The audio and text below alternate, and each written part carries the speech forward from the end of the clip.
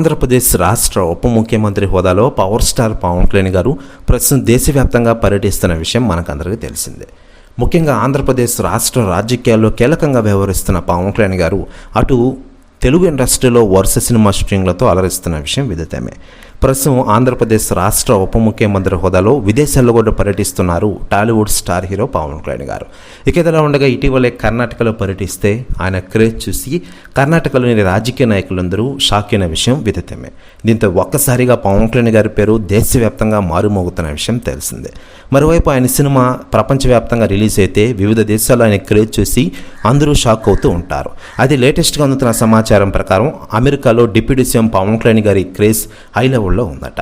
తాజాగా ఆ క్రేజ్ చూసి షాక్ అయ్యారట ప్రెసిడెంట్ ట్రంప్ గారు. ప్రెస్ న్యూస్ కూడా తెగ వైరల్ అవుతోంది టోటల్ తెలుగు ఇండస్ట్రీలో మరియు ఆంధ్రప్రదేశ్ రాష్ట్ర రాజకీయాల్లో.